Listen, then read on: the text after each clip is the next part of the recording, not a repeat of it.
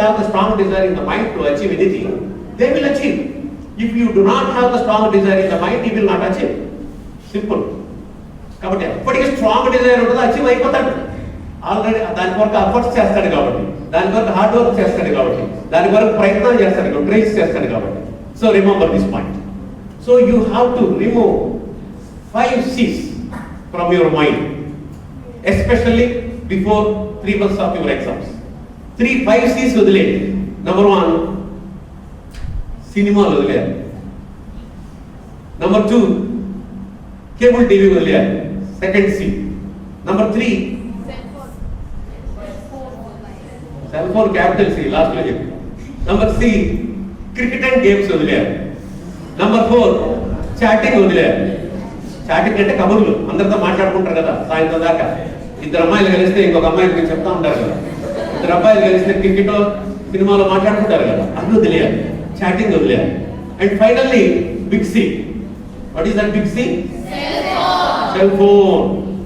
చాలా dangerous weapon in the pocket now. Dangerous weapon which is spoiling the students. So be as a student. There is a saying in English, be as a Roman while you are in Rome. Rome నగరంలో సంచరించే వాళ్ళు Roman లాగే behave చేయాలనేది దాని అర్థం.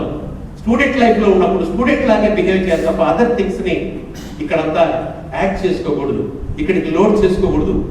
Those are the obstructions for gaining more marks. So ఈ 5 C's మానేయాలి. మీకు సరదాగా ఉండడం కోసం ఒక చిన్న కవిత చెప్తాను for enjoyment. What is that? Cell phone ఎంత ప్రమాదం. నీ చేతిలోని సెల్ ఫోన్ చరవాణి, జోబీలో కీరవాణి, మాయ చేసే మహారాణి, వ్యసనాల యువరాణి. గుప్పెట్లో ఉండాల్సింది అందరినీ తన గుప్పెట్లో పెట్టేసుకుంది. శరీరంలో అదనపు అవయవంగా మారి అన్ని అవయవాల్ని అదే ఆడించేస్తుంది. ప్రపంచానికి అవసరమని రూపిస్తే తానే ప్రపంచమై కూర్చుంది. సౌకర్యంగా ఉంటుంది కదా అని సృష్టిస్తే సృష్టించిన వాడినే శాసిస్తోంది. అది మాయ చేసే మహారాణి, వ్యసనాల యువరాణి. నట్టింట్లో మాటలు మాన్పించింది, నెట్టింట్లో ఊసులు నేర్పించింది. చాటింగులు, మీటింగులు, రేటింగులు, డేటింగులు అంటూ యువతను పెడదవ పట్టించేస్తోంది, సమాజాన్ని పట్టి పీడిస్తుంది. సొంత వాళ్ళు మన పక్కనే కూర్చున్నా, భార్య భర్త పక్క పక్కన కూర్చున్నా పాత రోజుల్లో కబుర్లు చెప్పుకునేవాళ్ళు. ఇప్పుడు చివరికి ఫోన్ పట్టుకొని ఎవరితోనో కబుర్లు చెప్తున్నారు. సొంత వాళ్ళు మన పక్కనే కూర్చున్నా యంత్రాన్ని ప్రేమించే పిచ్చి వాళ్ళను చేసింది, వ్యసనపరులుగా మార్చింది. విలువైన సమయాన్ని తనలోనే చూపిస్తూ మన సమయాన్నంతా తానే హరించి వేస్తోంది. ప్రమాదవశాత్తు మనం పడిపోతే ప్రాణం ఉందో లేదో చూసుకోకుండా ఫోన్ ఉందో లేదో చూసుకునే స్థాయికి మనల్ని దిగదార్చింది.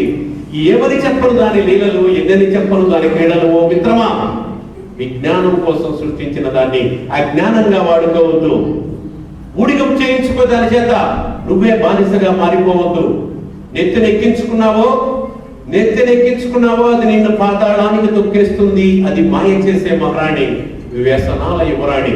Be careful. మీ జీవితాన్ని డ్యామేజ్ చేసే డ్యామేజర్ మీ దగ్గర ఏదైనా ఉంది అంటే that is one and only dangerous weapon, cell phone. కనుక సెల్ ఫోన్ దూరంగా పెడితే మీకు 10 మార్కులు పెరిగిపోతాయి. ఇదే జరిగినా కూడా, ఇంకే జరిగినా కూడా మీరు ఎక్కడ అంతే నవ్వాలి. సెల్ ఫోన్ పెడితే 10 వస్తాయి. మిగతా 5 కనుక మిగతా 4 C'లు కూడా పక్కన పెడితే ఇంకో 10 మార్కులు కదా. సో మీకు మార్కులు ఏ లెక్క లాగేస్తుందంటే because of all this thing.